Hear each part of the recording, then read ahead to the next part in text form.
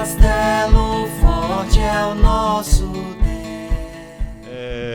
Nós vamos orar, meus irmãos, antes de começarmos, então, propriamente o estudo, pedindo a Deus que nos capacite, nos oriente e que abra os nossos entendimentos, para que possamos aprender um pouco mais desta doutrina tão preciosa que é a respeito da Escritura Sagrada. Vamos orar. Querido Deus, nós te agradecemos pelo que fizemos até aqui, neste dia do Senhor. Obrigado pelos hinos que cantamos, pelas orações que já dirigimos a Ti, pela palavra do Senhor que foi lida. E agora, de uma maneira especial, nós te pedimos que o Senhor nos abençoe na ministração deste estudo, deste tópico tão precioso, que é exatamente a respeito da palavra do Senhor, da revelação do Senhor, do modo como o Senhor escolheu livremente se revelar a nós, a fim de comunicar a nós o plano de salvação, o plano redentor, que o Senhor mesmo estabeleceu antes dos tempos eternos, antes que houvesse luz, antes que houvesse o homem. O Senhor escolheu antes dos tempos eternos aqueles que haveriam de crer no Senhor no tempo da história e elevariam seus corações à cruz, de maneira que pudessem receber, mediante a fé, a salvação em Cristo, teu Filho, que se encarnou, tornou-se homem, veio, habitou entre nós. Nele podemos ver tua glória, nele podemos ver tua luz, a luz que ilumina todo homem, que dá entendimento a cada ser humano e que é a única luz capaz de nos livrar da escuridão, das trevas, do pecado, da perdição, a única luz que é capaz de nos mostrar o caminho, a verdade e a vida. Por esta razão nós te agradecemos e queremos, ó Deus, que esta palavra, que é poderosa para fazer infinitamente mais do que tudo quanto pedimos ou pensamos, que é o próprio Jesus Cristo, Senhor encarnado, que ela possa entrar em nossos corações, em nossas mentes, e de maneira poderosa, Pai, como a dinamite que é do Senhor, do Teu Espírito Santo, possa de fato explodir todas as barreiras que porventura possam existir na nossa compreensão e assim estabelecer, ó Deus, a verdade plena, clara, suficiente para que possamos crer no Senhor e naquilo que o Senhor fez por nós. Abençoe-nos, Pai, ao longo deste dia e de modo especial agora, nesta manhã, neste estudo que teremos. Pedimos também pelas demais classes que estão reunidas, as crianças, que o Senhor, em nome de Jesus, também os abençoe, dando a elas o entendimento do Senhor, que o Senhor seja mostrado a elas, de maneira que elas possam crer no Senhor, de maneira suficiente para a salvação. Também os nossos adolescentes, que o Senhor possa instruí-los no ser do Senhor, para que eles possam conhecer mais do Senhor, amar o Senhor e viver de acordo com a Tua soberana vontade. Fica conosco, Pai, é o que nós te pedimos em nome de Jesus Cristo. Amém. Muito bem, queridos irmãos, eu gostaria apenas de pedir licença para aqueles que já me têm ouvido, para apresentar um pouco do que significa estudar os símbolos de fé. E eu vou fazer isso porque há visitantes entre nós e eu penso que é interessante também para que eles possam compreender o porquê nós estamos fazendo este estudo, A nossa igreja, a Igreja Presbiteriana do Brasil, é uma igreja histórica. Isso significa dizer que ela tem uma sequência histórica. Ela nasceu num determinado lugar e a partir do seu nascimento ela desenvolveu também a sua doutrina, a sua compreensão a respeito daquilo que ela crê, e ela registrou isso por meio de documentos, concílios. O que são concílios? São pessoas que se reúnem, os líderes da igreja que se reúnem para formular os tópicos de doutrina, ou seja, para fazer um resumo daquilo que é o que cremos. Então, a nossa igreja, a Igreja Presbiteriana do Brasil, ela é uma igreja que subscreve, ou seja, ela reconhece como sendo o padrão de doutrina, os símbolos de fé que foram escritos em Westminster. Westminster é uma capela, uma abadia, uma capela, uma igreja em Londres, e era naquele lugar a sede do parlamento inglês. E no século XVII, início do século XVII, nos anos 1600, houve então um problema envolvendo a igreja anglicana da época e um grupo de pastores que não aceitavam aquela prática litúrgica e doutrinária que estava sendo exigida pelo então rei, que era o rei sob aquela província. Esses irmãos, então, eles pressionando o poder político da época, eles conseguiram fazer com que o rei pudesse convocar esta assembleia, este parlamento, para escrever a doutrina da igreja da época, a doutrina da igreja da Inglaterra. E esse parlamento, ele foi composto, na sua maioria, por pastores que eram pastores herdeiros da reforma protestante. Esses pastores, eles ficaram conhecidos na época como puritanos. Esse nome surgiu inicialmente até por uma maneira pejorativa de se referir a estes irmãos, porque eles eram puristas. O grande pressuposto deles era que a igreja deveria se purificar de todo tipo de interferência da cultura, interferência pecaminosa da cultura. Então, a proposta deles era purificar a igreja, tornar a igreja mais pura, uma igreja que refletisse melhor a sua fé na palavra de Deus e que manifestasse ao mundo um estilo de vida cristão que fosse um estilo de vida condizente, digno das Escrituras Sagradas. Por isso eles foram inicialmente denominados puritanos, de uma maneira pejorativa. Vocês são os santarrões, vocês são os puritanos.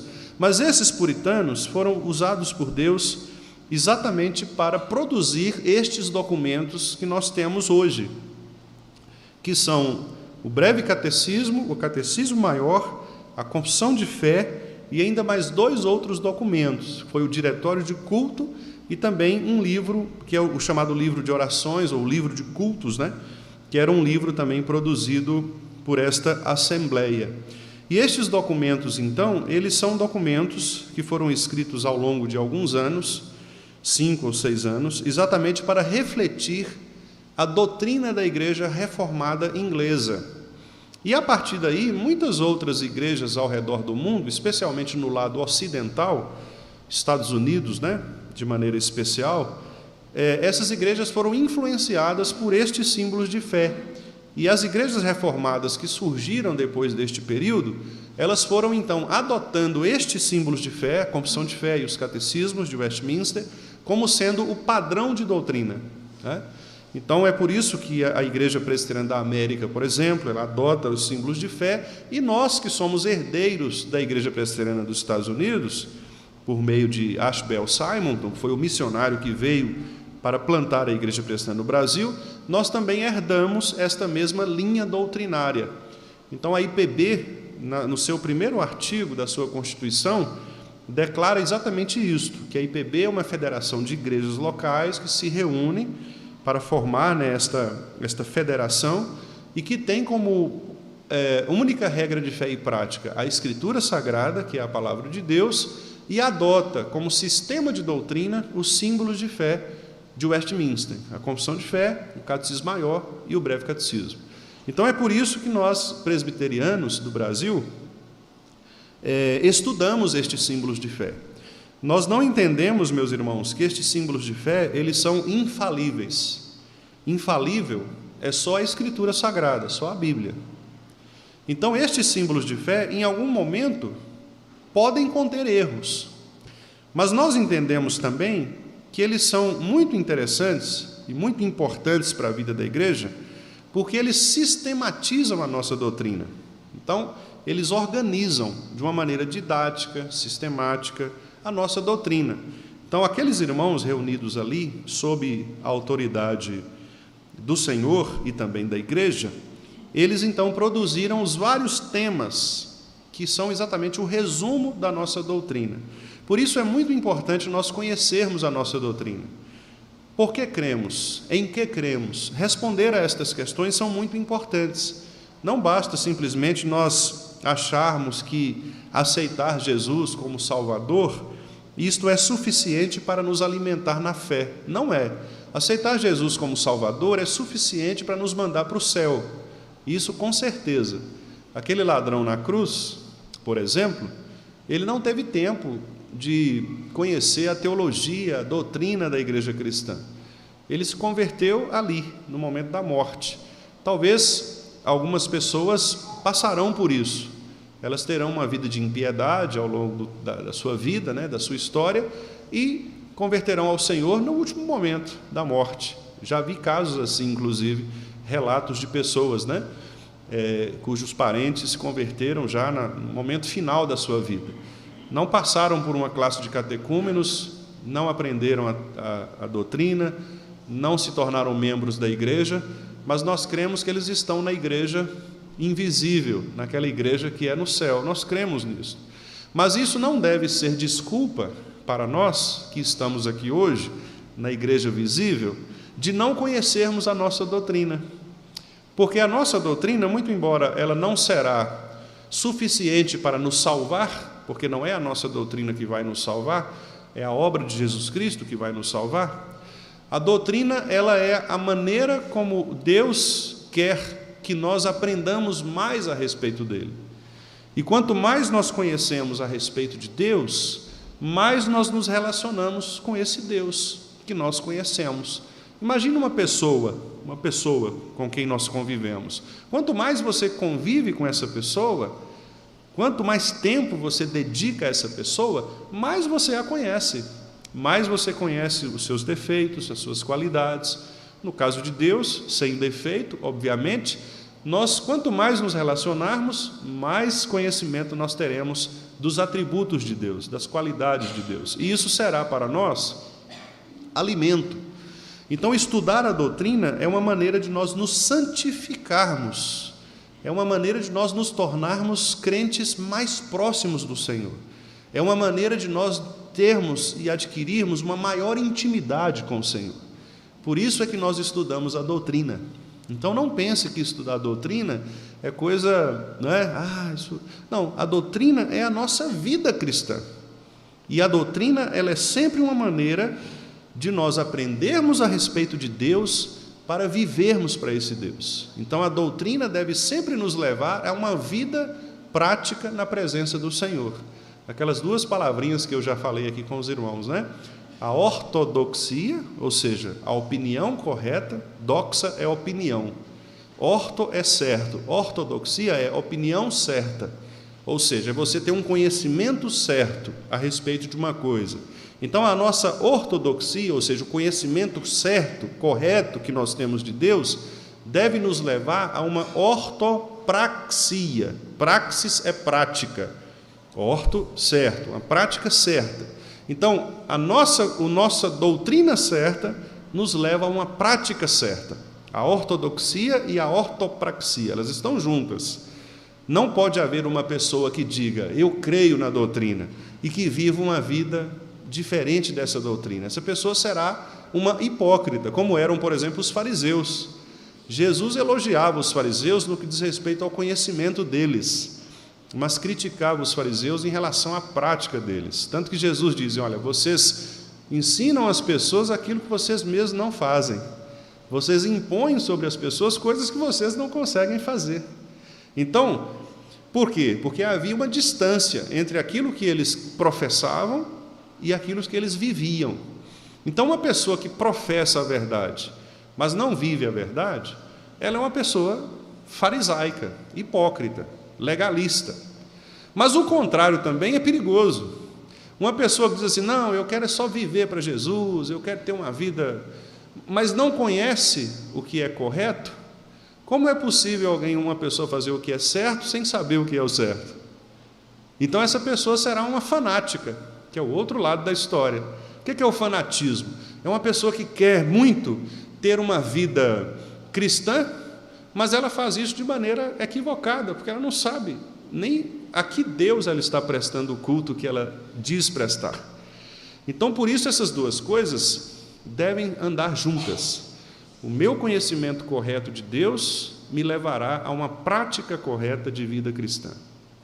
Essas duas coisas estão conectadas. E eu faço, então, essa introdução relativamente longa aqui, exatamente para contemplar aqueles irmãos, né, que estão nos visitando e justificar o porquê nós estudamos a doutrina e porquê a minha preferência pessoal, enquanto pastor desta igreja, e falei isso ao conselho, né, quando cheguei, a minha preferência pessoal por iniciar o meu ministério aqui, nesta igreja, exatamente tratando destes tópicos doutrinários, para que nós pudéssemos fortalecer ainda mais o conhecimento que os irmãos já têm, já adquiriram, mas que nós pudéssemos fortalecer ainda mais. E quem sabe agora também ensinar aqueles que chegaram e que ainda não tiveram a oportunidade de conhecer, para que possam conhecer a base da nossa fé. A fé, como diz Judas lá na sua carta, que de uma vez por todas foi entregue aos santos. Esta é uma característica da fé objetiva. Na Bíblia, vou encerrar esse grande parênteses aqui com essa informação, nós temos alguns tipos de fé. Existe a fé que é a fé subjetiva, que é aquela fé que é implantada no nosso coração pelo Espírito Santo. Esta fé, ela é uma fé que só você consegue dimensionar. Ninguém consegue dizer o tamanho da sua fé, só você, porque isso tem a ver com o seu relacionamento com Deus. É o que Paulo fala, da fé que é dada pelo Espírito Santo, e esse Espírito Santo, ele testifica com o nosso espírito. Então é como se o Espírito Santo conversasse com o nosso espírito. Eles estão alinhados. E esta fé, portanto, ela é aplicada no nosso coração. E é por essa fé que nós cremos. A fé que nos faz crer. Mas há um outro tipo de fé, a chamada fé objetiva, que é o conjunto de doutrinas do cristianismo. Esta fé objetiva, ela é exposta por alguns irmãos, inclusive por Judas, lá naquela pequena carta, né? Aquele bilhete de Judas, quando Judas diz assim, ele nos exorta a que diligentemente nós lutemos pela fé que de uma vez por todas foi entregue aos santos. Esta fé que Judas está falando aí, não é a fé subjetiva, não é essa fé que o Espírito Santo coloca no nosso coração, é a fé como conjunto de doutrina, a doutrina dos apóstolos, aquela lá de Atos, quando Lucas diz que a igreja ela permanecia unida na doutrina dos apóstolos, no partir do pão, na comunhão e nas orações. Então essa doutrina dos apóstolos é esta fé objetiva de que Judas fala. E essa fé objetiva ela foi duramente atacada nos períodos iniciais do cristianismo. Por isso, todos os apóstolos, sem exceção, instruíram a igreja contra os falsos profetas. Paulo fez isso por inúmeras vezes, Pedro fez isso na sua segunda carta especificamente, Judas fez isso, e todos os outros mencionavam o problema de falsos ensinos na igreja. E todos eles diziam, fiquem firmes na fé. Paulo diz, examinem a fé de vocês. Judas diz, lutem pela fé. Pedro diz, não abandonem a fé. Que tipo de fé? Esta fé objetiva, o conjunto de doutrinas que nós cremos. E, meus irmãos, muito embora os contextos sejam diferentes, em todas as épocas da história da igreja, Satanás levantou e levanta falsos mestres, falsas doutrinas, para tentar diluir a verdade na igreja. Os nossos irmãos da era apostólica lidaram com problemas específicos. Depois, na época da Reforma, outros problemas surgiram. E hoje nós também temos os nossos problemas. Muitas e muitas ideias, falsas doutrinas, que contrariam o verdadeiro ensino da palavra de Deus, ou esta fé objetiva de que nós estamos falando. Por isso, sempre foi necessário, desde o Antigo Testamento, que a igreja, o povo de Deus, conhecesse a base da sua fé. O profeta Oséias disse, transmitindo as palavras do Senhor, vocês erram porque não me conhecem. O pecado está entre vocês porque vocês abandonaram o conhecimento de Deus. Voltem. Conheçam de novo o seu Senhor. O profeta Isaías, também falando as palavras de Deus, disse, o meu povo, ele não me conhece. Ele chega a comparar o povo de Deus, ou a ignorância do povo de Deus, com os próprios animais. Porque ele diz assim, olha, o boi conhece quem é o seu possuidor, o seu dono. O jumento sabe quem é o seu dono, mas o meu povo não sabe quem é o seu Senhor. Tristeza, né? Deus diz que até os seres irracionais eram mais capazes de conhecer a respeito do seu dono do que o próprio povo de Israel, que deveria conhecer. E por que isso aconteceu? Porque o povo abandonou a base de doutrina. O povo começou a se relacionar com culturas que eram culturas pagãs, contrárias à lei de Israel, deixaram-se influenciar por essas culturas, perderam a base da sua fé e então se entregaram a ideias falsas a respeito de Deus. Quando Josué, lá no capítulo final do seu livro, faz um desafio ao povo, dizendo assim: olha, eu e a minha casa serviremos ao Senhor, e vocês? E o povo diz: nós também. E ele disse assim: não, cuidado, não sejam tão apressados quanto a isso, porque é um assunto muito sério. É muito provável que essa decisão que vocês estão tomando aí não vai... Pensem bem o que vocês estão fazendo. Aí eles de novo: não, o que é isso, Josué? Você não acredita na gente, não? Nós vamos seguir o Senhor também. Aí você vira uma página da Bíblia, só uma página. Você entra no capítulo 1 de Juízes. E lá no capítulo 1 de Juízes diz o seguinte, que aquela geração de Josué morreu, foi enterrada a geração de Josué, e uma nova geração surgiu, e o texto diz que não conhecia o Senhor. E então eles fizeram o que era mal diante do Senhor. Uma geração só. Então percebam, quando nós aprendemos a doutrina, o que nós estamos fazendo é solidificando a base da nossa fé, para que a nossa geração futura continue crendo no Deus que nós cremos. Se em algum momento, meus irmãos, esta igreja deixar de fundamentar sua base de fé na doutrina da palavra do Senhor, há um risco muito grande das gerações futuras se perderem. Muitas vezes nós perguntamos assim, é óbvio que este não é a única razão, mas muitas vezes nós perguntamos, mas por que os nossos filhos, eles se desviam, eles saem da igreja? Por que gerações às vezes se perdem? Talvez esta seja uma das respostas. Talvez porque naquela igreja não foi solidificada a verdadeira fé nos corações. E aí Jesus nos disse lá na parábola que quando a semente ela é lançada à beira do caminho, vem algumas coisas do mundo que sufocam essa semente e matam, sufocam a verdade. E esta pessoa, então, ela cultiva uma determinada fé, uma fé temporária, mas uma fé que não vai se sustentar diante das adversidades. Então, quando vêm as dúvidas, e elas vão vir em várias fases da vida, não pensem vocês que os pastores não têm dúvidas, têm também, porque Satanás ele é astuto, e muitas vezes ele planta nos nossos corações dúvidas. Aliás, o pastor Calvino disse sobre isso, ele disse que Deus usa essas dúvidas exatamente para testar a nossa fé, e por vezes a nossa fé ela será mesmo abalada, para que a gente possa reafirmar a nossa fé. Então, às vezes foi lançada uma semente à beira do caminho, mas que não foi solidificada, e ela se perde. Uma igreja, portanto, que não tem fundamentos, não tem doutrina, ela não sabe em que crer, ela não é capaz de responder a respeito do seu Deus, ela corre um risco seríssimo de, ao longo dos anos, se perder, se misturar com o mundo e negar a sua fé. Isto aconteceu ao longo da história em muitas igrejas que eram consideradas tradicionais, conservadoras e que hoje não existem mais. Igrejas locais correm sérios riscos se não forem fundamentadas na doutrina da palavra do Senhor.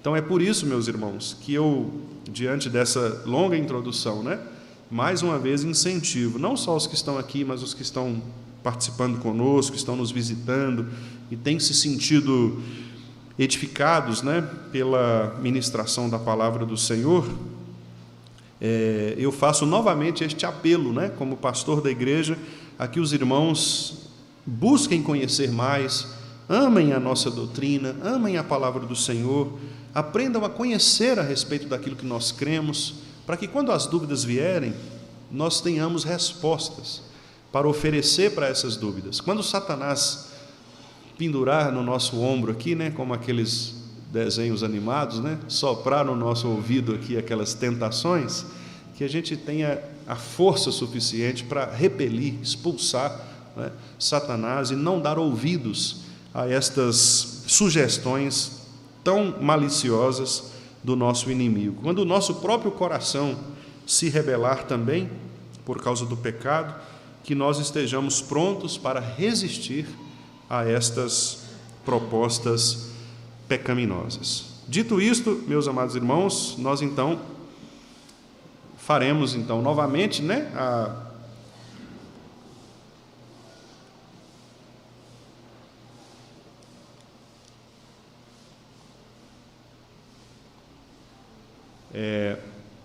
faremos novamente aqui um breve resumo. Deixe-me puxar só um pouquinho aqui, que aí eu vou, só para lembrar os irmãos ali. Então, ali o seguinte, a primeira coisa que nós vimos foi quantas e quais são as formas de Deus se revelar ao homem. E aí nós temos duas formas pelas quais Deus se revela ao homem. A primeira forma é a chamada revelação natural. Esta revelação natural, como nós vimos, ela é a forma de Deus se revelar por meio da criação e também pela providência. Criação é quando Deus, a partir do nada, apenas a partir da sua própria vontade, resolveu criar o universo. Isso está em Gênesis 1 e 2, quando Deus cria todas as coisas e cria o homem, a sua imagem e semelhança. E também nas obras chamadas da providência. O que são as obras da providência? É Deus governando o mundo. Ele continua governando o mundo. Ele não só criou todas as coisas e abandonou a criação. Não, ele continua operando, trabalhando. Jesus Cristo falou assim: o meu Pai trabalha até hoje e eu trabalho também. Ou seja, Deus continua em atividade no mundo. Como? Por meio das obras da providência. Então, nenhum pardal vai cair se Deus não ordenar. Os fios de cabelos da nossa cabeça estão contados, porque Deus continua agindo, Ele continua operando. Então, essa é a chamada revelação natural. E esta revelação natural, ela é suficiente para mostrar ao homem que Deus existe. Por isso, nenhum homem pode dizer que não há conhecimento de Deus, que ele não conhece a respeito de Deus. Porque basta ele olhar para a própria criação e ele verá na criação um poder sobrenatural, um poder milagroso de ter criado todas as coisas. Então, só o fato de a criação estar ordenada já é um indício de que há, por trás de tudo isso, um ser inteligente que resolveu estabelecer essa ordem, esta harmonia em toda a criação. Então, esta é a revelação natural. Isso está resumido no Salmo 19, de 1 a 6. Os céus proclamam a glória de Deus e anunciam as obras das suas mãos. Mas há também, meus irmãos, a chamada revelação especial. E esta revelação especial, ela é a forma de Deus se revelar ao homem de modo completo, pleno e suficiente. Porque na revelação natural, embora ela seja suficiente para mostrar Deus ao homem, ela não está completa. Porque a revelação especial, ela vai se completar exatamente no momento em que Cristo vier ao mundo, na encarnação, e em Cristo Deus será plenamente, Deus o Pai, será plenamente revelado, mostrado. Então a revelação especial é esta revelação que Deus resolveu fazer por meio do seu Filho, que é a palavra, que é o verbo. João capítulo 1. Este verbo, esta palavra criadora, que estava com Deus desde o princípio, ela se fez carne e ela habitou entre nós. Então Cristo é esta expressão máxima, completa, suficiente da revelação de Deus ao homem. Vejam, irmãos, lá no Gênesis capítulo 1, versículo 1 e 2, diz o seguinte, que Deus, no princípio, criou céus e terra, Deus Pai. O versículo 2 diz que o Espírito de Deus pairava sobre a face das águas, Deus Espírito Santo. O versículo 3 diz, disse Deus, haja luz, Deus Filho. Ali é Cristo Jesus, a palavra, a criação. Por isso João diz assim: ele estava com Deus, era Deus. Nada do que foi feito sem ele se fez. Todas as coisas foram criadas nele e por ele. Significa dizer que tudo o que é criado no mundo, sejam coisas materiais, visíveis, ou invisíveis, imateriais, como os conceitos, por exemplo, beleza. Beleza é um conceito, não é algo material, é um conceito. Foram criadas em Cristo e por Cristo. Nós não teríamos nenhum conhecimento de Deus e a respeito da criação se não fosse em Cristo. Porque a única maneira que nós temos de ver Deus e o seu poder é Cristo. O Verbo se fez carne e revelou a glória do Pai. Percebem? Então, a única maneira de o homem compreender quem Deus é Cristo. Fora de Cristo não há conhecimento de Deus. Por isso que as religiões, elas se tornam idólatras, porque elas trocam exatamente este ponto. Elas pensam que podem encontrar Deus nas coisas, sem Cristo. Quando isso acontece, o que é que elas fazem? Elas adoram a criatura no lugar do Criador. Elas vão sempre estabelecer um outro elo, um outro vínculo de criação, que não é Cristo. Quando as pessoas vão procurar estudar certos conceitos, e elas fazem isso fora de Cristo, elas erram. Se você vai estudar, por exemplo, antropologia, o estudo a respeito do homem, o que é o homem, fora de Cristo, você erra, porque Cristo é o homem perfeito. Se você quer saber quem é o homem, estude Cristo. Certo?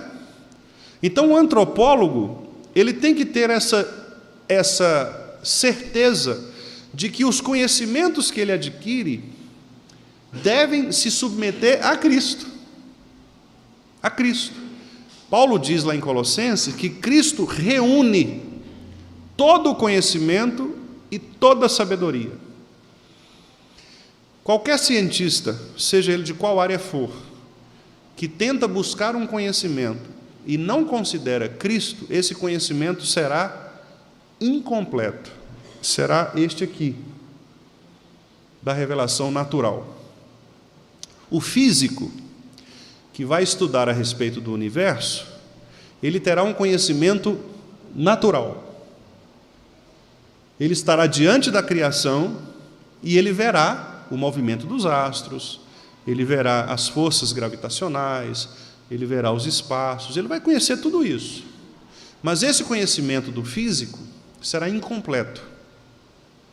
Ele só poderá ter um conhecimento completo na revelação especial. Quando ele pega o conhecimento que ele adquiriu pela revelação natural e submete esse conhecimento a Cristo, ele entende o conhecimento todo. Por exemplo, um dos físicos mais famosos do nosso tempo, Stephen Hawking, foi, segundo a escola dos físicos, aquele que foi o sucessor de Albert Einstein, que até então era o físico do século, né? O Stephen Hawking, ele não se professou cristão, até onde a gente sabe, não era um cristão, no sentido evangélico do termo, né? Não se converteu a Cristo, mas Stephen Hawking chegou a algumas conclusões interessantíssimas a respeito do universo. Uma delas, por exemplo, é de que o universo teve um princípio. Teve um princípio. E outra é de que o universo terá um fim. O universo terá um fim. Ora, Quem é que afirma estas coisas? Gênesis 1 nos diz o quê? Esse aqui está melhor, Márcio? Então, posso descartar isso aqui, Henrique? Obrigado. Então, meus irmãos, quem é que afirma estas verdades? A Bíblia. Não é Gênesis 1 que diz que o mundo teve um princípio? Não é Apocalipse que diz que o mundo terá um fim? O que é que Stephen Hawking falou de novidade para nós? Com todo respeito ao Stephen Hawking. Só que ele faz isso com um conhecimento físico, teórico, que é muito interessante. Se você tiver curiosidade, leia O Universo numa Casca de Nós. É um dos livros best-seller dele, né? Você vai ver sobre isso. Ele vai falar que, de acordo com o sistema físico em geral, o universo sofrerá um processo de entropia. Para quem gosta de física aqui vai saber disso, né? Ele vai se encolher, até se implodir. Certo? Talvez ele esteja pensando, pela revelação natural, não está na hora de implodir ainda não, né? Talvez ele esteja pensando, pela revelação natural, naquilo que a Bíblia chamou de juízo final. Porque o que a Bíblia diz a respeito do juízo final? Não diz lá que os céus vão se movimentar, que as estrelas vão cair, que haverá um colapso no sistema universal e de que Cristo voltará?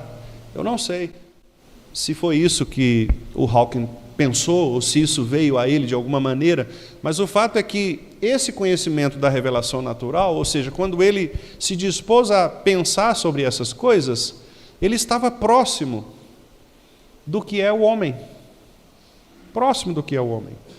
Se você ler alguns dos filósofos, como Friedrich Nietzsche, por exemplo, como Freud, você vai perceber que eles também igualmente descrevem o ser humano pecaminoso. O homem, para Nietzsche, é um grande pecador. É um grande pecador. O homem, para Nietzsche, é um homem sem solução. O que ele está fazendo? Ele está descrevendo o homem em pecado. Ele está descrevendo Adão, aquele homem que caiu e que não tem jeito mesmo, a não ser na pessoa de Jesus.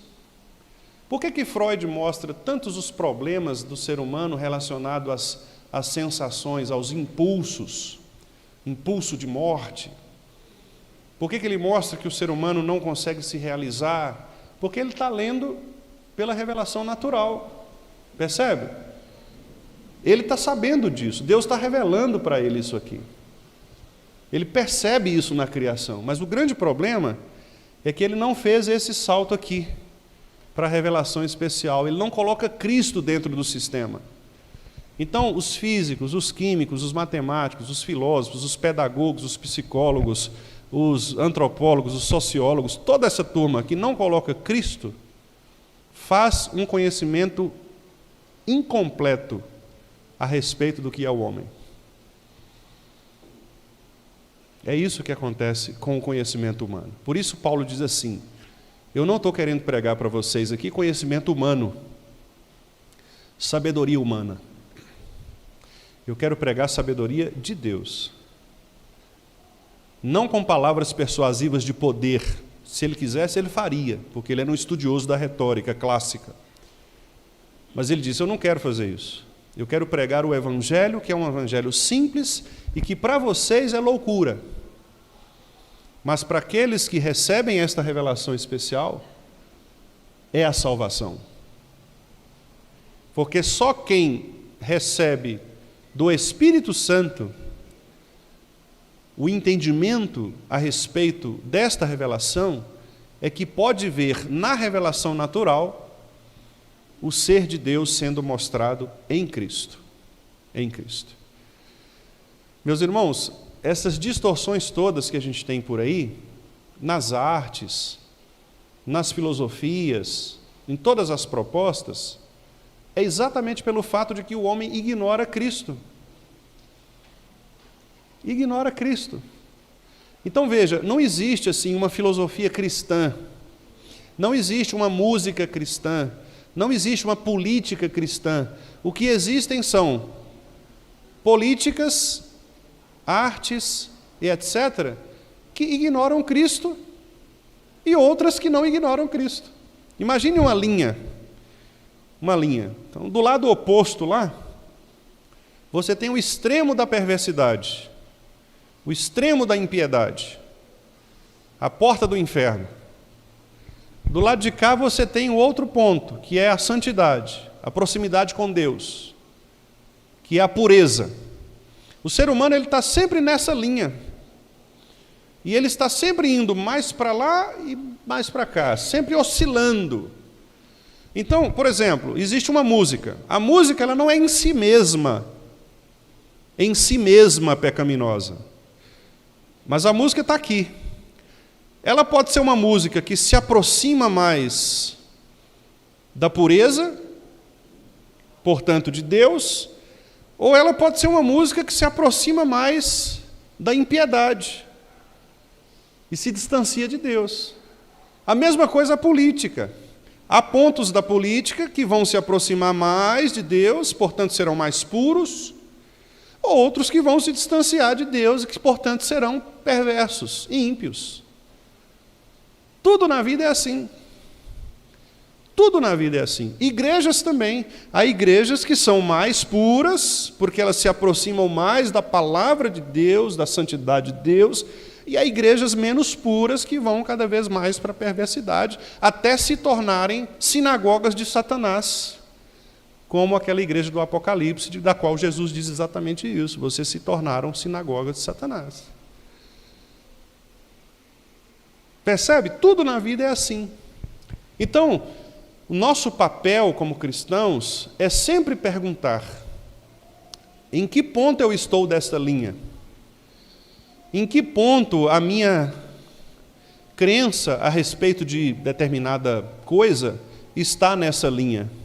Será que aquilo que eu acredito ser música está mais próxima da pureza e de Deus, ou ela está mais distante de Deus? Será que a minha crença política ela está mais próxima de Deus ou mais distante de Deus? Será que o meu ideal de igreja está mais próximo ou mais distante? O meu ideal de família está mais próximo ou mais distante? É sempre assim. Nós estamos nessa linha. E quanto mais nós nos aproximarmos de Deus, e isso nós o faremos pela revelação especial, que é Cristo na sua palavra, mais puros nós seremos. Ah, pastor, mas como saber que tipo de música é mais pura? Ora, basta você verificar quais elementos de Deus existem nessa música. O que Deus é? Deus é harmônico. Ele não é um Deus de bagunça. Então a minha música precisa ser uma música harmônica. Deus é uno. Então a minha música tem que ter uma unidade de propósito, de sentido. Deus é solene. A minha música precisa ser solene. E assim vai. Você vai coloca o ser de Deus dentro dessas coisas. O que Deus é? Deus é bom. Então eu posso ter uma música que ensina algo perverso? O crente pode gostar de uma música que ensina uma perversidade, algo que não é bom? Certo? O crente pode gostar de uma música que ensina adultério?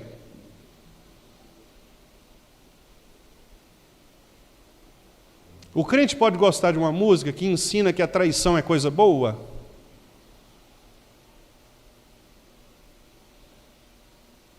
Não pode, né? Então é simples. Você vai fazendo essa seleção. E você vai pegando aquelas músicas que vão se aproximar mais de Deus, do ser de Deus. Contudo é assim. Quem é que dá para nós esse parâmetro? A revelação especial. E essa revelação especial, então, é Deus se revelando de modo completo, pleno e suficiente, onde? Nas Escrituras Sagradas. Porque as Escrituras Sagradas, agora, elas passam a ser o modo como o próprio Cristo resolveu registrar o seu ser, a sua vontade. As Escrituras não são Cristo. Cristo não é as Escrituras. São coisas distintas. Mas as Escrituras revelam Cristo. E Cristo revela Deus. De maneira que é nas Escrituras que nós conheceremos a respeito de Cristo e em Cristo nós conheceremos a respeito de Deus. Portanto, não há conhecimento de Cristo fora das Escrituras. E não há conhecimento de Deus fora de Cristo. Portanto, nós precisamos das Escrituras Sagradas, que é o único modo, única regra de fé e prática. É o único lugar, o único modo onde nós veremos Cristo de maneira clara, única, é a única forma, a manifestação clara e única da vontade de Deus, referente a todos os homens, especialmente a salvação dos eleitos por meio de Cristo. A Bíblia fala a respeito de todos os assuntos, irmãos? Não. Mas a Bíblia nos dá princípios para todos esses assuntos. A Bíblia não diz, por exemplo, onde você tem que fazer sua feira mensal. Em qual supermercado você vai ter que comprar. Ela não fala a respeito disso. Mas ela fala, por exemplo, a respeito do uso correto do dinheiro. Então, se você tem o uso equilibrado a respeito do que Deus te dá, você vai procurar um lugar que vai atender às suas necessidades, mas que ao mesmo tempo seja um lugar que não use o recurso dos juros abusivos, por exemplo. Superfature os produtos. Simples assim. A Bíblia te dá princípios para você nortear suas ações ao longo da sua caminhada neste mundo, né? A revelação natural é suficiente para salvar o homem? Não. Nós acabamos de falar sobre isso. Por quê? Porque embora as coisas criadas e o governo de Deus sobre elas, que é a providência, né, manifestem a bondade, sabedoria e o poder de Deus, a criação e a providência são insuficientes para salvação. Desse modo, admirar a criação. Esses dias eu vi uma pessoa, uma colega, ex-colega, né, postando assim uma foto muito bonita na natureza, assim, ela tirou uma foto e colocou assim: aqui eu encontro Deus, né? Então é isso aqui. A pessoa, ela admira a criação, ela pode até crer que Deus esteja presente ali, dirija ali aquelas coisas, ou mesmo a própria vida, né, dela, porque há muitas pessoas que dizem: não, eu creio em Deus, Deus que dirige minha vida. Mas estas coisas não são suficientes para salvar. Admirar a criação, saber que existe um Deus, isso não salva. Tiago diz que até os demônios creem. O diabo sabe que Deus existe, ué. O diabo não é ateu, não. O ateu é pior do que o diabo, inclusive, né? Porque o diabo sabe que Deus existe. O diabo sabe. Então, crer que Deus existe não faz diferença nenhuma. Todos os demônios que estão no inferno hoje, eu tenho certeza, sabem que Deus existe. Todos eles sabem, porque eles presenciam a ira de Deus, o poder de Deus. Nenhum deles é louco o suficiente, como alguns dos ateus, para dizer que Deus não existe. Porque eles presenciam Deus neles, a ira de Deus sobre eles. Então, crer que Deus existe não é a salvação, meus irmãos. Se você vê uma pessoa na rua, não, eu creio, não, minha fé é muito forte, eu tenho uma fé forte demais, não vai fazer diferença. O diabo tem fé mais do que você. Não é isso que salva. Eu creio que Deus dirige minha vida e tal. Também não vai fazer diferença. O que faz diferença é o fato de crer que Jesus Cristo é o Filho de Deus, que Ele morreu para salvar o seu povo dos pecados deles. Isso faz a diferença. Somente Cristo. Isso também faz diferença. Porque há religiões, por exemplo, que afirmam que Cristo morreu pelos pecados. Isso também não é um problema de fé para algumas pessoas.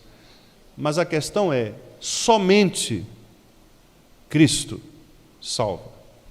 Não são as minhas obras, não é o meu ativismo religioso, não é a minha força religiosa, o meu esforço, a minha religiosidade, não é isto que salva. O que salva é Cristo. Ele é o único caminho para se chegar a Deus e é somente pelas Escrituras que se é possível conhecer Jesus e, por esta consequência, conhecer o próprio Deus. Só Cristo é capaz de revelar Deus ao homem. Quem Deus é? Aquilo que Cristo nos diz o que Ele é. Por isso os judeus, eles chegaram muito perto. Mas à medida que eles negam Cristo como sendo o Messias, eles não completam a revelação. Eles têm um conhecimento parcial a respeito de Deus, como muitas das pessoas religiosas têm.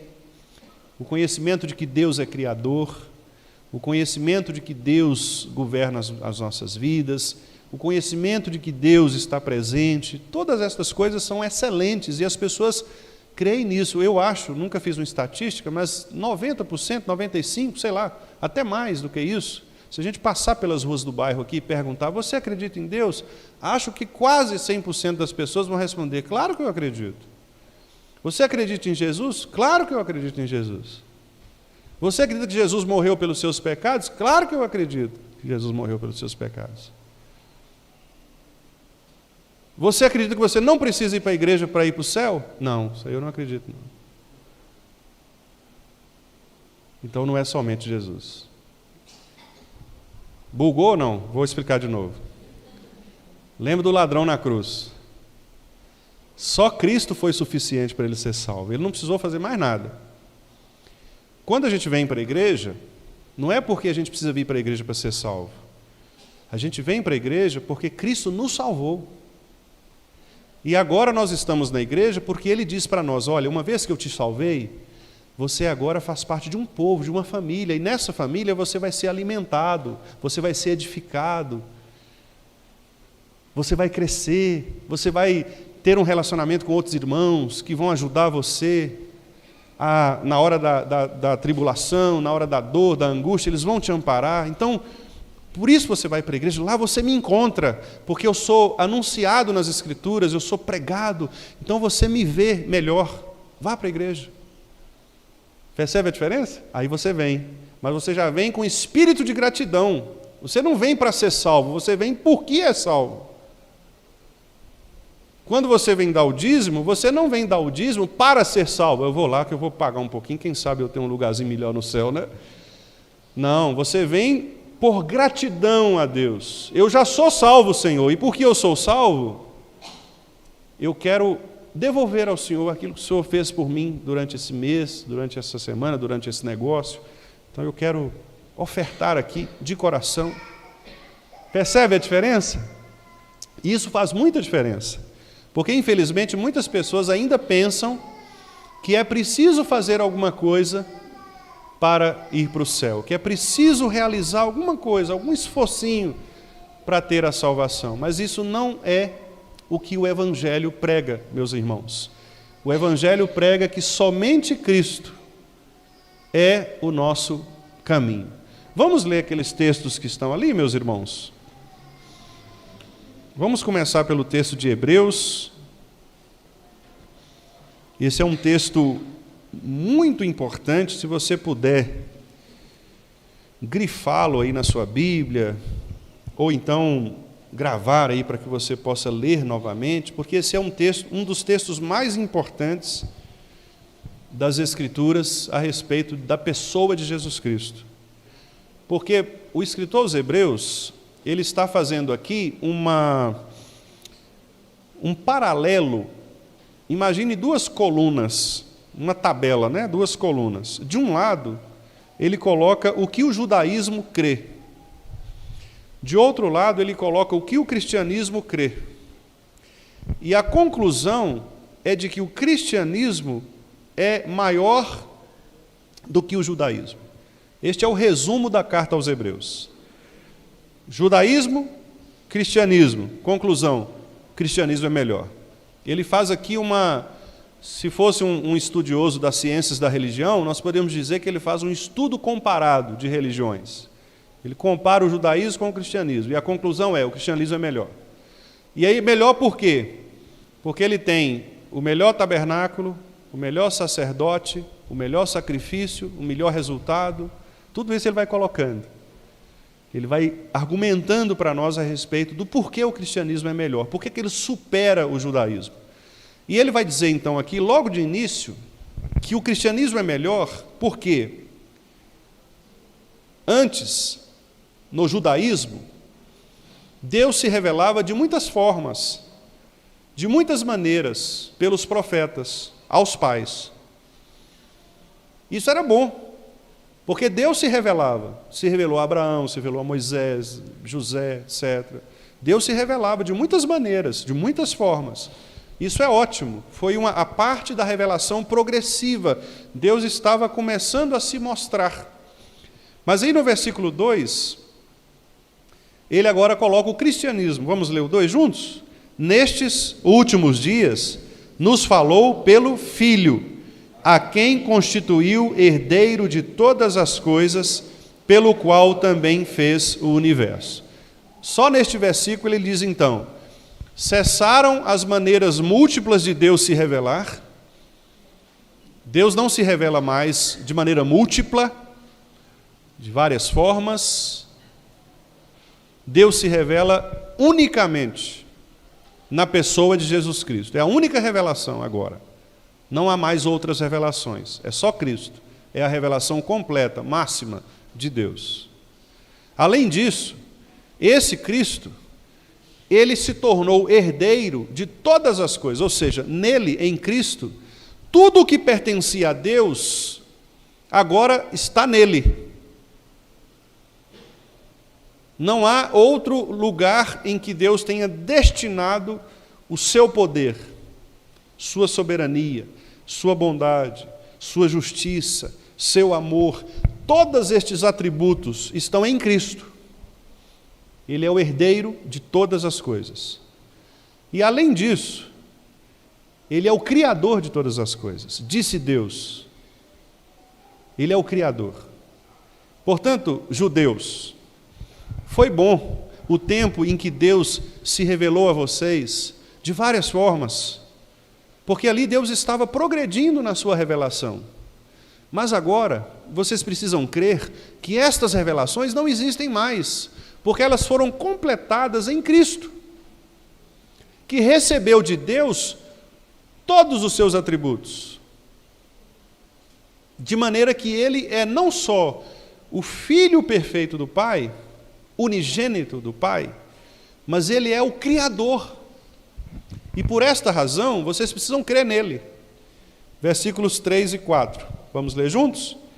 Ele, que é o resplendor da glória e a expressão exata do seu ser, sustentando todas as coisas pela palavra do seu poder, depois de ter feito a purificação dos pecados, assentou-se à direita da majestade nas alturas, tendo se tornado tão superior aos anjos, quanto herdou mais excelente nome do que eles. Cristo, ele é o resplendor, é ele quem evidencia a glória do Pai. Não há outro lugar onde a glória do Pai é mostrada, senão na pessoa de Jesus Cristo. Ele é a expressão. Pressão, meus irmãos, todo mundo sabe o que é. Uma panela de pressão, né? Pressão está lá dentro, assim, doido para sair. Pôr para fora. Expressão, pôr para fora aquilo que está dentro de si. A expressão do Pai é Cristo. Cristo revela toda a glória de Deus. Toda a glória de Deus. Em Cristo, Deus é mostrado completamente. Completamente. Ele é a expressão exata do ser de Deus. Exata do ser de Deus. Ele sustenta todas as coisas. Portanto, Cristo é quem é a providência de Deus. Ele está sustentando todas as coisas pela palavra do seu poder. Se Cristo disser, monte, saia daqui e vá para lá, o monte vai sair. Se Cristo disser, calma, tempestade, a tempestade vai acabar. Cristo governa as coisas pela palavra do seu poder. Ele veio, habitou entre nós, morreu pelo seu povo, depois de ter feito a purificação dos pecados. Ele agora foi assunto aos céus, ele está assentado à majestade de Deus nas alturas, do lado do Pai, de onde ele governa todas as coisas, de onde ele governa o seu povo, e ele recebeu do Pai o nome mais excelente, maior do que todos os anjos. Aquele que era homem, que foi humilhado, agora ele é exaltado. E ele está acima de todo nome, para que ao nome de Jesus se dobre todo o joelho e toda língua confesse que Jesus Cristo é Yahvé, o Senhor. Eu sou, para a glória do Deus Pai. Por isso nós somos cristocêntricos e devemos amar a palavra desse Cristo, porque só essa palavra pode nos salvar. Vamos ver o outro texto? Mateus 1:21, que é o anúncio do nascimento de Jesus Cristo e o motivo desse nascimento, que é muitíssimo claro.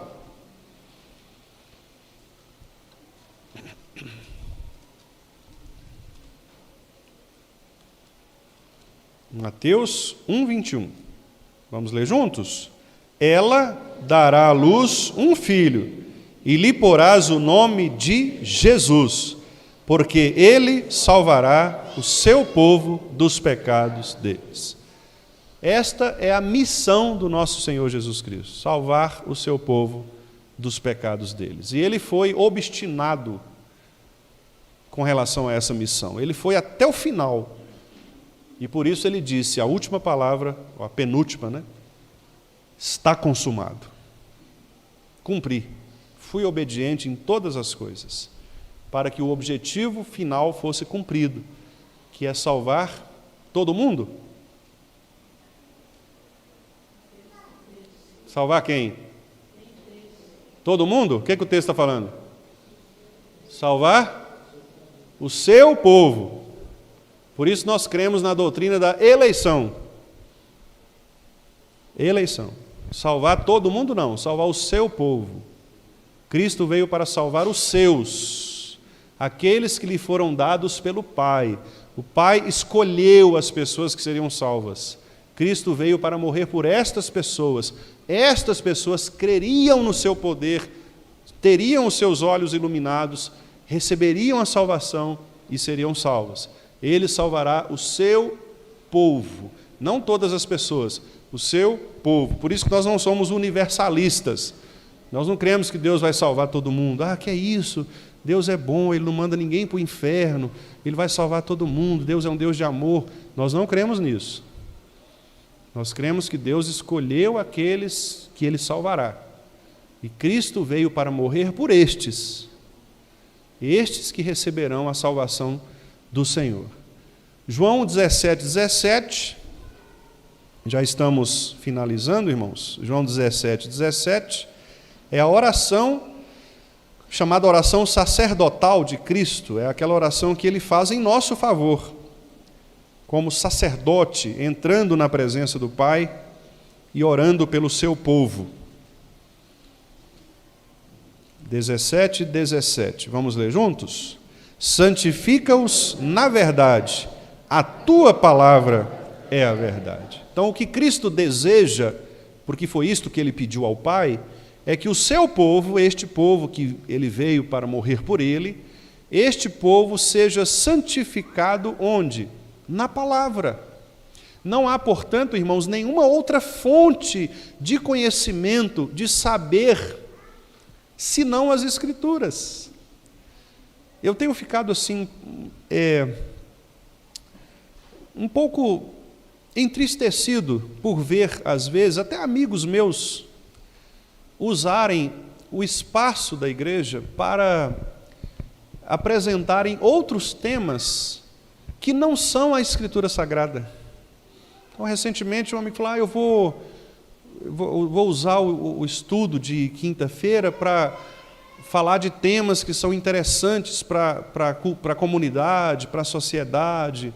Aí leva lá um administrador de empresa para falar sobre como abrir sua empresa, leva uma outra pessoa para falar de um tema. Quer dizer, irmãos, sabe, o assunto, o alimento do povo de Deus é Bíblia. É Bíblia. Igreja tem que ensinar Bíblia. Bíblia. Ah, pastor, mas então a gente não pode ter uma palestra sobre saúde da mulher? Claro que pode. Não tem problema. Mas o que eu estou dizendo é transformar estes temas, que podem ser sazonais, temporários, ou de acordo com datas específicas, né, do nosso calendário, transformar isso numa prática rotineira. Esse é que é o problema. Não tem problema de nós darmos uma palestra aqui sobre uma área comum. Mas não todo dia, né? Toda quinta-feira, toda escola dominical. Senão o que acontece? Você esvazia aquilo que é o alimento da igreja, que é a palavra de Deus. Né? Então, irmãos, não percamos jamais esse ardor do nosso coração pela Bíblia. O que nós queremos é Bíblia. Nós queremos saber o que Deus quer falar conosco. Isso é que deve ser importante para nós. O que Deus quer me falar hoje? Eu quero aprender do Senhor, eu quero aprender a Bíblia. Pastor, não quero saber de suas histórias, não.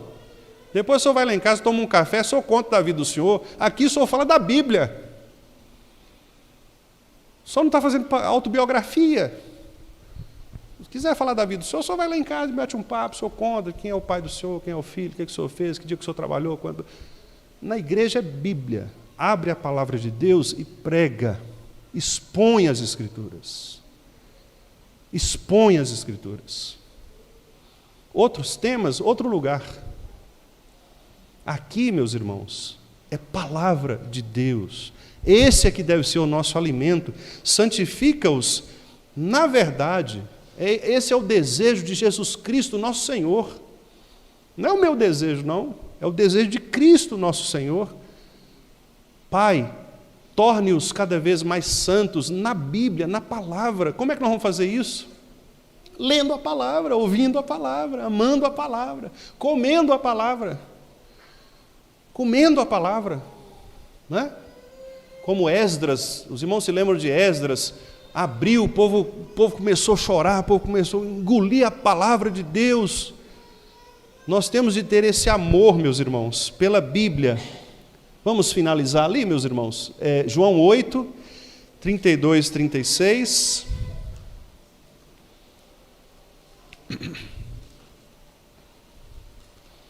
João 8, 32, 36. Um texto que, infelizmente, foi tão mal utilizado, né? Recentemente. Vamos ler o 32? E conhecereis a verdade, e a verdade vos libertará. E o 36? Se, pois, o Filho vos libertar, verdadeiramente sereis livres. Então, onde é que está a verdade? É em Cristo. Não é a verdade que eu acho que é verdade, a minha verdade sobre isso, sobre aquilo. Não, a verdade, Cristo. Cristo é a verdade. Esta é a verdade que liberta. As outras verdades por aí que são verdades humanas, elas são questionáveis. A verdade que liberta de verdade é Cristo, é a verdade bíblica. Ou seja, é comparar nossas teorias com a Bíblia. Se a minha teoria não estiver de acordo com a Bíblia, eu estou em mentira, eu estou em falsidade, eu estou equivocado, eu estou em erro. Então eu tenho que comparar com a Bíblia. A Bíblia é o meu padrão de verdade. É ela que vai me libertar. Quando nós estamos diante de uma dúvida, diante de uma tensão, diante de qualquer assunto complicado, como é que eu vou sair disso? Bíblia. Ah, pastor, como que eu devo fazer em relação a isso, aquilo? O que que a Bíblia diz? A Bíblia diz isso e isso, então é isso que você tem que fazer. Tem um conselheiro cristão muito famoso, chamado Jay Adams. Ele tem uma história interessante, ele conta num dos seus livros, ele tem um livro muito bom chamado Manual do Conselheiro Cristão, é um clássico de aconselhamento bíblico, né? E ele diz o seguinte, que chegou uma pessoa no gabinete e falou com ele que ele estava numa situação difícil, porque ele estava gostando de uma outra mulher, ele era casado, estava gostando de outra mulher, etc. e tal. E falou, né, sobre todo aquele sentimento do adultério, que ele estava na dúvida se tinha que ficar casado com a mulher, se ele separava, aquela coisa toda, né? Que às vezes muitas pessoas também agem dessa forma. E aí o Diadas conta que ele escutou tudo aquilo e ele falou assim, o que a Bíblia diz a respeito disso? Ah, pastor, a Bíblia diz que eu não posso ter o caso com outra pessoa, que eu tenho que estar casado com a minha mulher. Aí o pastor Diadas disse que pegou o telefone, naquela época o telefone fixo, né? E arrastou assim para a frente dele e falou assim, então você vai ligar para a sua amante agora e vai dizer para ela que você vai obedecer à Bíblia, que você não quer mais nada com ela e que você vai voltar para sua esposa. Brabo, né? O que Paulo fala? Aquele que furtava, não furtes mais. É simples assim. Ou nós obedecemos o que a Bíblia diz, ou nós vamos ficar buscando desculpas. Ah, pastor, mas não é assim, é muito difícil. Não, irmão, não é difícil. É difícil porque a gente é pecador. Porque você quer considerar você mesmo. Porque se você considerar a Bíblia e abrir mão dos seus argumentos, você vai ver que não é tão difícil assim. Não é tão difícil assim. Ah, pastor, eu cheguei em casa tão cansado, estava assim quebrado, por isso que eu não vim. Quem é prioridade para você? Seu corpo, seu físico ou Deus? Vem arrastando mesmo, não tem problema não. Precisar de uma carona, a gente arruma uma carona. Vem arrastando, toma um Dorflex, uma coisa assim, né? Quem é prioridade? É isso. Os irmãos estão percebendo? Eu estou sendo assim mais incisivo, mas para perceber mesmo, porque a gente sempre dá desculpa. Uma vez eu era seminarista, né? Aí nós não fomos a um culto de manhã, pela manhã. A nossa igreja lá, que eu frequentava, o culto era 11 horas da manhã. E aí aconteceu isso, cansado, não vamos não fomos. Aí, depois, no domingo seguinte, a gente chegamos tudo alegre, né? Aí o pastor, que é muito gente boa demais, muito carinhoso, muito meu amigo, inclusive, o pastor Valdeci Santos, ele abraçou a gente, cumprimentou, perguntou como é que estava, tal. Aí falou assim, domingo passado, vocês não vieram. Eu falei assim, pastor. Aí, antes de eu falar, ele bateu no meu e falou assim, não, eu sei. A cama venceu sua fé. Pronto. Aí, não tem como, é isso mesmo. É isso mesmo. A gente passa por isso, né? Isso acontece comigo, acontece com os irmãos. Todos nós seremos testados, não é? Não quer dizer que se você não vier num domingo, você vai para o inferno por causa disso. Não é isso que eu estou querendo dizer. Você não vai ser disciplinado pelo conselho, porque você... Não é isso que eu estou querendo dizer. O que eu estou querendo dizer é que a nossa vida, ela é sempre um teste. É sempre um teste entre aquilo que é prioridade para nós e aquilo que pode ser secundário, né? Sempre é um teste. E você vai fazer escolhas.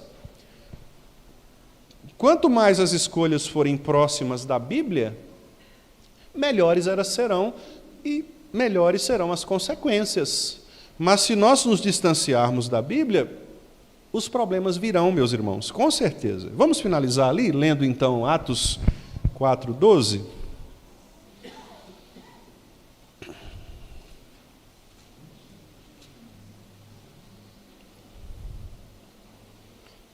Atos 4:12. vamos finalizar com esse texto. Vamos lá? E não há salvação em nenhum outro, porque abaixo do céu não existe nenhum outro nome dado entre os homens, pelo qual importa que sejamos salvos. Louvado seja o nosso Senhor por isso. E é essa que é a revelação especial. É exatamente crer nesta suficiência de que Cristo veio para salvar o seu povo dos pecados deles, de que Cristo é o nosso único padrão do que é ser humano, de que é Cristo quem nos ensina sobre todas as coisas. Todo o conhecimento vem do Senhor, porque Ele reúne nele toda a sabedoria e todo o conhecimento. Que Deus nos ajude, meus irmãos, que Deus nos abençoe, para que nós sejamos crentes no Senhor Jesus Cristo, de verdade, que amemos a palavra do Senhor e que não troquemos a palavra do Senhor por nenhum outro conhecimento, não troquemos o tempo com o nosso Deus por nenhum outro tempo, que Ele seja de fato nossa prioridade em todas as coisas que a gente fizer. Nós vamos escorregar, eu sei, eu também escorrego, também sou falho, nós vamos ter dias que não vamos querer fazer, isso é nosso, nós somos pecadores, mas em Cristo nós somos fortalecidos no poder do Senhor. E esta é a maravilha de ter um Pai misericordioso como nós temos, de saber que Ele vai nos fortalecer sempre. É na força do seu poder, diz o apóstolo Paulo. Vamos ficar de pé então? Vamos agradecer ao Senhor?